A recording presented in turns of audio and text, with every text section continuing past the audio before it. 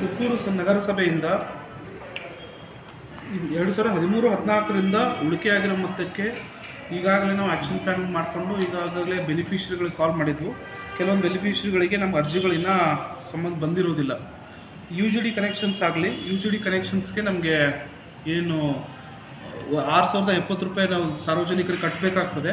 ಅದನ್ನು ನೀವು ಅರ್ಜಿ ಹಾಕಿಬಿಟ್ರೆ ಆ ಅರ್ಜಿಗಳಿಗೆ ನಗರಸಭೆಯಿಂದನೇ ಪಾವತಿಸಿ ನಿಮಗೆ ಕಾರ್ಡ್ ಮಾಡಿಸ್ಕೊಡ್ಲಾಗುವುದು. ಸೊ ಅಂಥ ಏನು ನಮಗೆ SC ST ಸಮುದಾಯದ ಯಾರು ಫಲಾನುಭವಿಗಳಿದ್ದಾರೆ ಅವ್ರಿಗೆ ಯಾರು ಅವಶ್ಯಕತೆ ಇದೆ ಅರ್ಜಿನ ನಗರಸಭೆಗೆ ಸಲ್ಲಿಸಿದಲ್ಲಿ ಅದನ್ನು ನಾವು ಮಾಡಿಕೊಡ್ತಿದ್ದೀವಿ. ಅದೇ ರೀತಿ ಹೌಸ್ ರಿಪೇರಿ ಇನ್ನೂ ಪೆಂಡಿಂಗ್ ಇದೆ. ಹೌಸ್ ಸರ್ ಇದು OBC ಅಂದರೆ ಅಲ್ಪಸಂಖ್ಯಾತರಿಗೂ ಸೇರುತ್ತೆ ಸರ್? ಓಕೆ.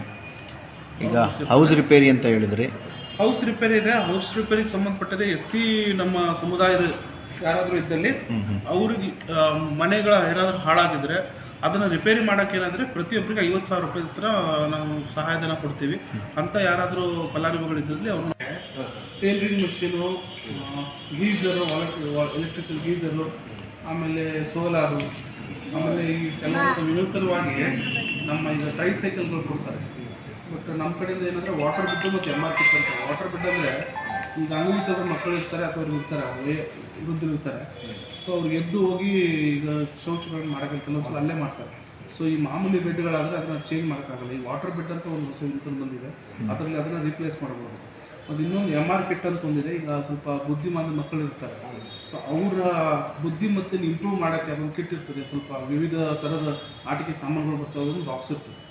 ಅದನ್ನು ಕೊಡೋ ವ್ಯವಸ್ಥೆನೂ ಮಾಡ್ಕೊಂಡಿದ್ದೀವಿ. ಸೊ ದ್ಯಾಟ್ ಎಲ್ಲ ಈಗ ಎಲ್ಲ ಟೇಲರಿಂಗ್ ಮಷಿನ್ ಆಗಲಿ, ಹೌಸ್ ರಿಪೇರಿ, UGD ಕನೆಕ್ಷನು, ಲ್ಯಾಪ್ಟಾಪ್ಗಳು, ಟ್ರೈಸೈಕಲು, ಎಲೆಕ್ಟ್ರಿಕ್ ವಾಟರ್ ಗೀಝರು, ಈ ಎಲ್ಲ ಪ್ರಾವಿಷನ್ಸ್. ಲ್ಯಾಪ್ಟಾಪ್ಗಳಂದ್ರೆ ಯಾವ ಥರ ಸರ್? ಅದು ಯಾವ ಮಕ್ಳಿಗೆ ಕೊಡೋದು? ಏನು ಇಂಜಿನಿಯರಿಂಗ್ ಓದ್ತಿರೋ ಮಕ್ಕಳಿಗೆ. Engineer, degree, engineering compulsory. Engineering compulsory. Engineering degree, BSc, BCom ಅವ್ರಿಗೆ